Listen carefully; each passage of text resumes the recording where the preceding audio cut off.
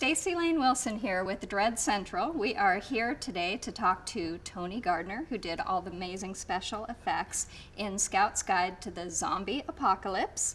It is available on digital HD, VOD, and will soon be coming to DVD and Blu-ray. And what we're doing here today is actually getting some zombie makeup put on me, so I will look a little more attractive than I do now. Check it out. Don't worry, Mommy! Daddy's here! Dude, something's wrong with her. Look at her chest. No, that's makeup, dummy! It's a jungle thing! Oh my God! This is the main shop where we do most of the manufacturing. Each one of these people that were poisoned needed to have been bit, and that's where all these different prosthetics come into play. These are like different wound prosthetics, and we've done a lot of generic ones for application, and we've actually sort of documented them, and they're numbered, and we could, in designing a character, actually pick what sort of stage of attack or how deep the wound was that we wanted, or if it was just a small bite, if they got away with a glancing blow or whatever. It's Kelly Rogers. He looks like crap. He set him on fire. He tried to eat me. This whole idea, though, of the veins discoloring and the colors spreading out over the face, trying to keep continuity on the same person the same every day, just a nightmare. So we did this thing where we took the vein patterns, actually turned it into flat artwork that we could then transfer onto somebody's face like a regular tattoo transfer. I also added these raised veins. These are actually cast up on pieces of plastic, and we can transfer this vein onto somebody's skin the same way we can with the tattoo transfers. Okay.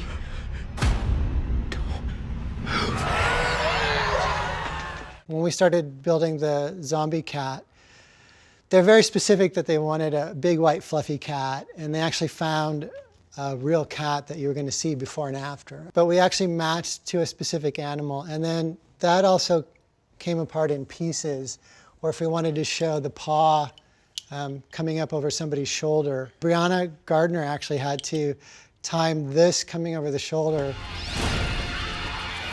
This is one of the hands that came out underneath the door, and we actually put steel claws in it so that we could tear up the floor. Chris talks about the film going back to the 80s stylistically, but we went back to the 80s as far as execution too, which made it really fun for us.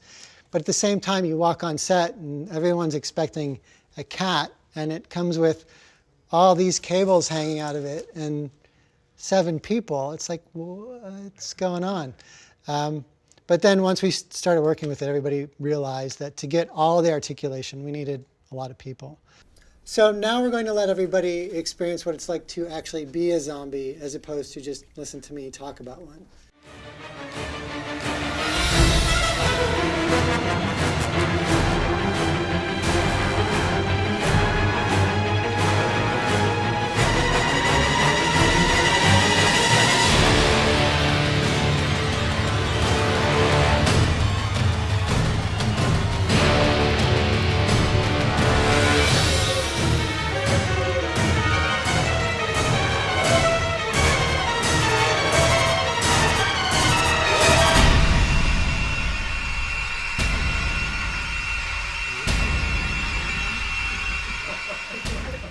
I am here with Tony Gardner, and actually I'm undercover with the Humane Society. Oh. You have some explaining to do. I have here. a call. No, tell us a little bit about this kitty cat who I know played with Cloris Leachman in the film. Okay, well, originally the cat had a larger scene, but was too much of a diva. We actually had to match a real cat and then zombify it. They wouldn't let us do it with a real cat, so we built an animatronic puppet. And it was basically like 6 people, I think, operating it. But we had somebody in the body, different paws, people doing the head and stuff like that. So it got fairly complex for being such a small thing. It's very detailed. Now he's in a coma or Yes, asleep, I apparently. know. Hello. Doing nothing. Actually, I can feel like little Yeah, all the Yeah. joints and everything Yeah, that's are really something functional. else. He's just kind of frozen in time. at the Now, moment. can you talk a little bit about the makeup that you guys did on me for this this interview? Okay. Where do you want to start? Okay. I know, So, I got my tongue here. yeah, you've got some really awesome food color in your mouth.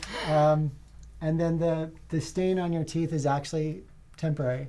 Oh, to good. know. Okay. I was worried. But the prosthetic wounds are silicone, and they're flexible. They move like skin. They're really ideal, actually, for something like this, especially covering areas that get a lot of mobility. And then you have a base color that is all alcohol colors, and over top of that are these transfers that give us the Right. veins on your hand, but also the veins on the sides of your head and neck.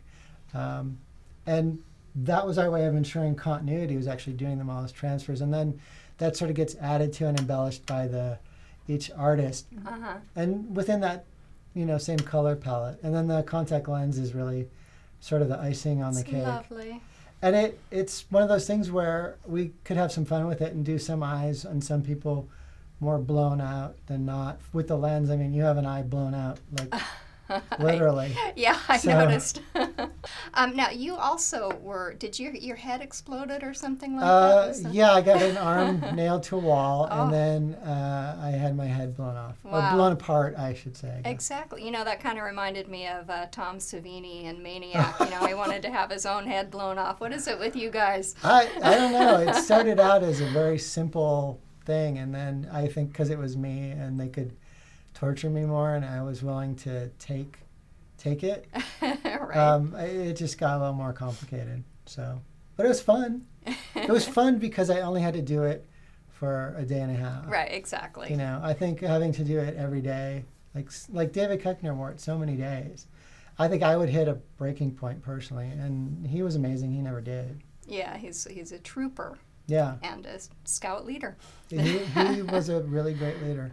So I understand that it's on a digital HD right now, and some of the extras are on iTunes, which is awesome. Yeah, which are all on the Blu-ray as well. I just heard that it's on the on iTunes as well, and there's some really good stuff. There's like a whole half-hour documentary on the making of the film, from the script through post-production and some of the digital stuff, and then there's little breakout things that are like standalone, like a section on the wardrobe department, and designing all the patches and everything. Wow. Yeah, you don't think about that. Even the patches are. Everything on that Nothing, yeah, costume had to it's be amazing. figured out by somebody. Yeah. And then there was obviously an issue with other scouting organizations and not wanting right. to be derivative. So, yeah, no one's selling cookies in this movie. No, not even. All right. Well, thank you so much. Sure, thank you. Would you shake my rotten I hand? happily. Thank you.